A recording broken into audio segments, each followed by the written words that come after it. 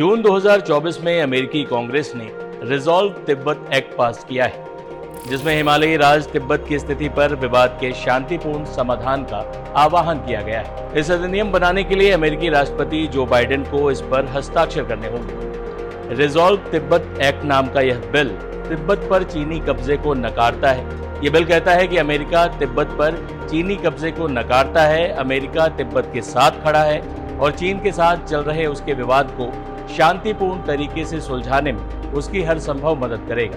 अमेरिकी सांसदों का एक प्रतिनिधिमंडल भारत भी आया और दलाई लामा से मुलाकात भी की। इसके बाद यह प्रतिनिधिमंडल पीएम मोदी से भी मिला।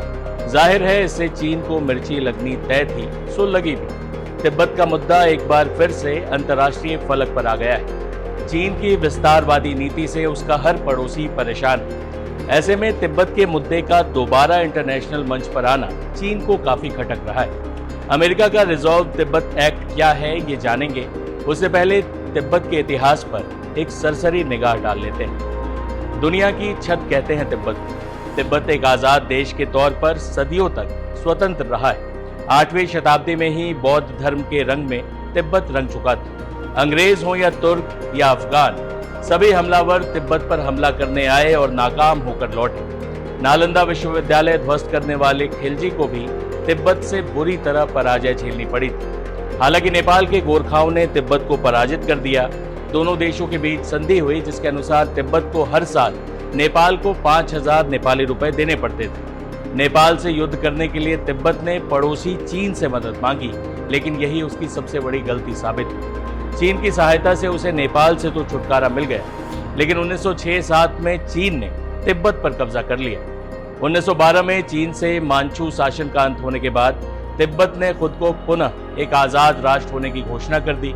1913-14 में चीन, भारत और तिब्बत के प्रतिनिधियों की बैठक शिमला में हुई। इस समझौते में तिब्बत को 2 भागों में बांट दिया गया।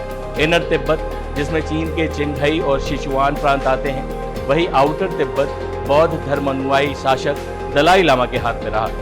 लेकिन 1933 में 13वें दलाई लामा की मृत्यु के बाद से आउटर तिब्बत पर भी चीन कब्जा करने की कोशिश करने लगा।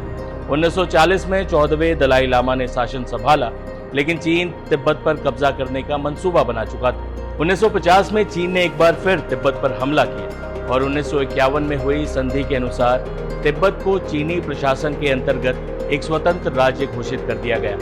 इसके बाद से ही तिब्बत में विरोध के स्वर उठने लगे। 1956 और 1959 में 2 बड़े विद्रोह हुए, जिसे चीन ने बलपूर्वक कुचल दिया। 1959 में वर्तमान दलाई लामा अपने समर्थकों के साथ जान बचाकर नेपाल के रास्ते भारत पहुंचे।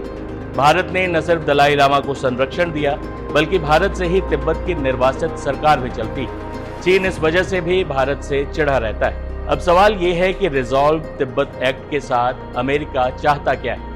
रिजॉल्व तिब्बत एक्ट तिब्बत के लिए अमेरिकी समर्थन बढ़ाने और पीपल्स रिपब्लिक ऑफ चाइना और दलाई लामा के बीच बिना किसी पूर्व शर्त के संवाद को बढ़ावा देने के लिए एक द्विदलीय विधेयक है। इस विधेयक का उद्देश्य दोनों पक्षों के बीच बातचीत के जरिए समझौता कराना है। अमेरिका तिब्बत में गैर सरकारी संगठनों को टिकाऊ आर्थिक विकास, सांस्कृतिक संरक्षण और शिक्षा को बढ़ावा देने के लिए अधिक धन भेजेगा। ये प्रस्ताव भी इस विधेयक में है।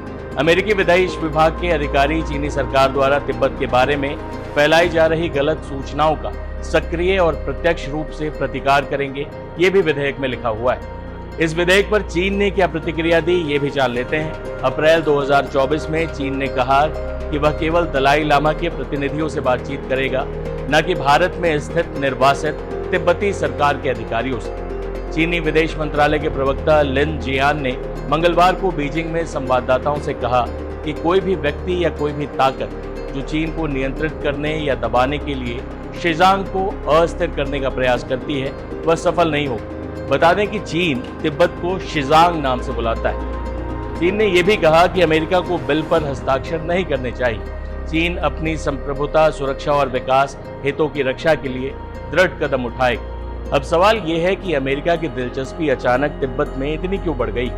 अमेरिका ने लंबे समय से तिब्बत विवाद का इस्तेमाल, चीन के साथ अपने संबंधों का इस्तेमाल दबाव की राजनीति के तौर पर भी किया है। ठीक वैसे ही जैसे उसने ताइवान पर इसी तरह के विवाद के मामले में अपना रुख अपनाया, जिस पर चीन अपना दावा करता है। स्थानीय लोगों का एक बड़ा हिस्सा वहां भी स्वतंत्रता की मांग करता है। वही भारत की बात करें तो 1954 के चीन भारतीय समझौते के बाद से, जिसे पंचशील समझौते के रूप में भी जाना जाता है, नई दिल्ली ने तिब्बत स्वायत्त क्षेत्र को पीपल्स रिपब्लिक ऑफ चाइना के क्षेत्र के रूप में मान्यता दी। यह समझौता हालांकि 1962 में समाप्त हो गया, लेकिन भारत का रुख नहीं बदला।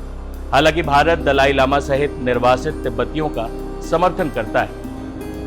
तिब्बत पर भारत की बारीक स्थिति चीन की कश्मीर पर स्थिति के समान है। जब चीन कई मामलों में पाकिस्तान का समर्थन करता है, लेकिन कभी भी कश्मीर पर भारत के संप्रभु दावे को उसने आधिकारिक चुनौती नहीं दी। हालांकि चीन ने बार बार भारतीय प्रांत अरुणाचल प्रदेश पर अपना दावा किया है। इस पर नई दिल्ली ने उसको कई बार कड़ी फटकार भी लगाई। चीन के अत्याचारों के जीते जागते दस्तावेज के रूप में दलाई लामा पिछले 60 सालों से भारत में रह रहे हैं। चीन को जवाब देने वाली सरकार भारत में भी है और अमेरिका में भी। ऐसे में रिजॉल्व तिब्बत एक्ट पर दुनिया में जो हलचल शुरू हुई है, वो जल्द थमती नहीं नजर आ रही। इस तरह के तमाम वीडियोस, देश दुनिया की सारी खबरों के लिए आप बने रहें टाइम्स नाउ नवभारत डिजिटल के साथ। शुक्रिया।